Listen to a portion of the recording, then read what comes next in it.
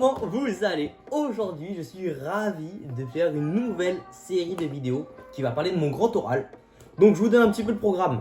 Aujourd'hui, on va parler de la physique et de la chimie. Mercredi, on va parler de ma deuxième partie de mon grand oral. Et samedi prochain, on va parler de mon oral de maths. Donc voilà, tout condensé, plein de vidéos, ça va pouvoir vous faire plaisir. Il faut savoir que j'ai eu 20 à mon grand oral de physique. Donc voilà, je suis passé en physique. Aujourd'hui, je vais vous donner vraiment tout ce que j'ai eu, c'est-à-dire la problématique, le texte, les schémas que j'ai donnés au professeur, les questions auxquelles je m'attendais à être interrogé sur. N'hésitez pas, si mon oral vous plaît, à le prendre, tout simplement. Moi, personnellement, j'en ai pas besoin. Si ça peut vous être utile, voilà.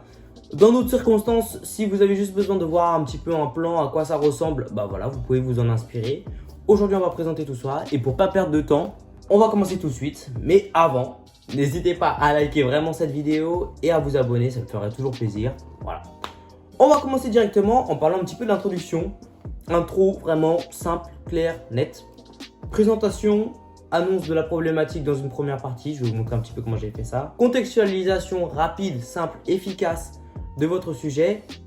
On redonne la problématique, annonce de plan. Ça, c'est vraiment les 5 clés d'une introduction parfaite. Je vous la recommande. On va lire rapidement ce que j'ai fait moi pour vous contextualiser un petit peu et pour vous montrer un peu ce que ça fait. Bonjour, je m'appelle L'Aigle et je vais présenter aujourd'hui mon sujet de physique-chimie ayant pour problématique certains missiles peuvent-ils empêcher le fonctionnement des missiles antibalistiques.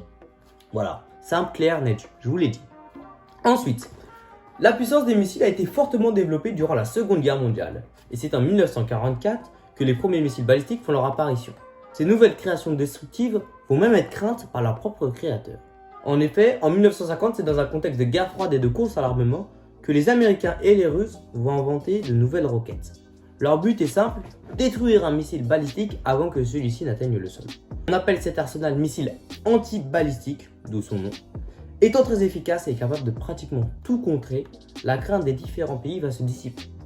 Toutefois, avec les avancées technologiques de notre génération, une question se pose. Certains missiles peuvent-ils empêcher le fonctionnement des missiles antibalistiques? Après avoir introduit et présenté ces missiles et les lois physiques qui en permettent l'usage, nous verrons ensuite pourquoi le nouveau missile russe Satan II est plus que jamais menaçant pour notre sécurité. Voilà. Ça a été une introduction rapide, claire, concise, bien contextualisée. J'ai pas passé trop de temps dessus, je me suis dit il faut juste que l'interrogateur comprenne où je vais aller. Donc une fois que j'avais commencé mon grand oral, la première chose que j'ai fait, c'est que j'ai fait lire mon introduction non seulement à ma prof de physique pour voir si elle me disait ouais ça va être compliqué, et aussi à mes parents et à mon entourage. Pourquoi je fais lire mon grand oral à mon entourage? Justement pour avoir leur retour. Eux n'y connaissent rien aux missiles balistiques, etc. Et entendre d'une oreille un petit peu externe, ça permet de dire oui là j'ai pas très bien compris, est-ce que tu peux me réexpliquer? Si ils ont besoin que vous réexpliquiez, c'est que vous avez mal expliqué dans votre introduction. Donc il va falloir remanier un petit peu. Voilà, annonce de problématique comme je vous l'avais dit, annonce de plan, bam. Moi j'aime bien un peu comment j'ai tourné cette annonce de plan parce que je trouve que il y a une petite crainte qui s'installe. Vous voyez? Quand j'ai passé mon grand oral, j'ai senti que lorsque j'ai dit cette phrase Satan II, missile russe, les interrogateurs, ils avaient l'oreille qui tendait quoi. Ils se disaient oulala, mais c'est quoi ce bordel? Il me fait peur. Et c'est exactement ça que je cherchais. Je cherchais à piquer la curiosité de l'interrogateur.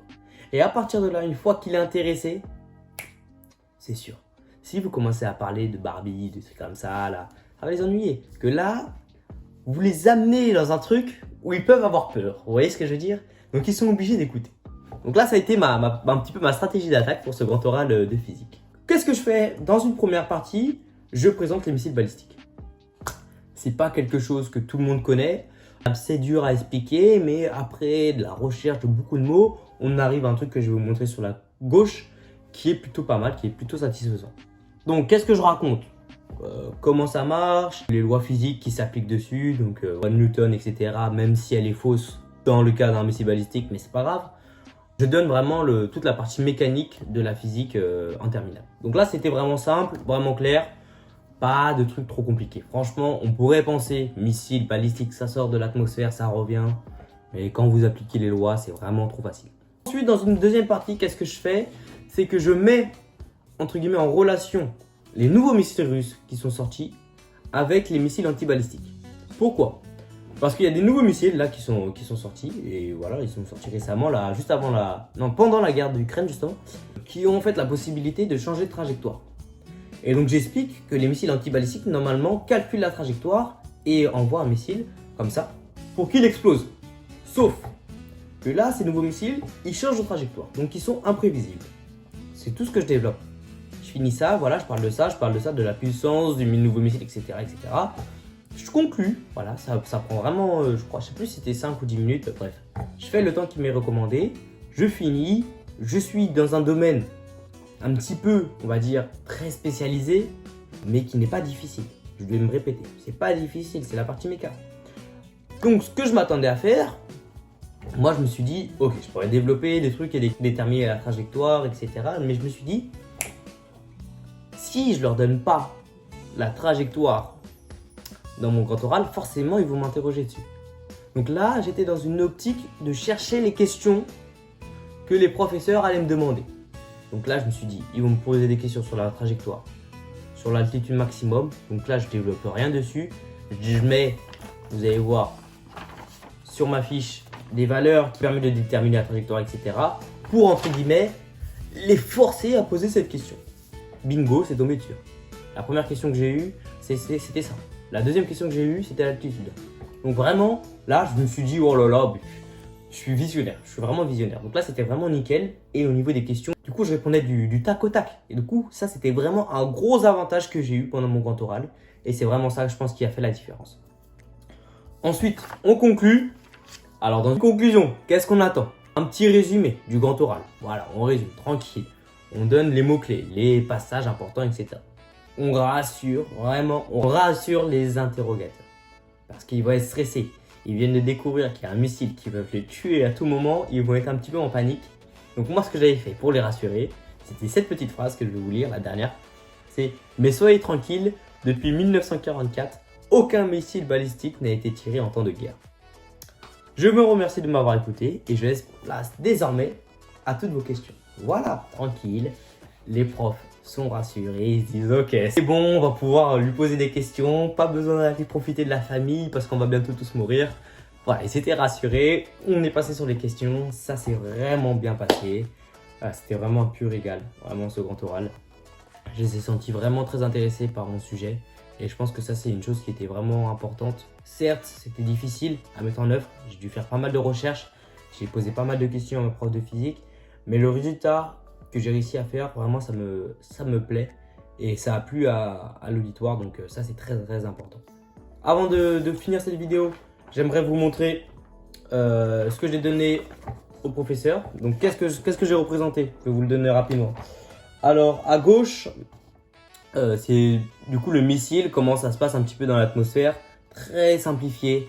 C'est pas du tout cette trajectoire qu'il prend, mais voilà, c'est juste histoire d'expliquer. Normalement ça prend vraiment un truc bien plus haut. Mais bon, ça je me suis dit, s'ils me reprochent, je leur expliquerai, etc. Ici j'ai donné les caractéristiques du nouveau missile. Donc là je vous invite, vous, si vous prenez ce sujet, à faire vos propres recherches parce que peut-être que ça a changé depuis. Ici, j'énonce la seconde loi de Newton. Voilà, classique, juste histoire de montrer qu'on connaît. Voilà, vous faites le début des équations horaires et vous, voilà, tranquille. Et là, ici, un petit schéma en couleur parce que vous avez toujours le temps avec un boom ici. Pour, voilà, là vous avez un missile qui monte.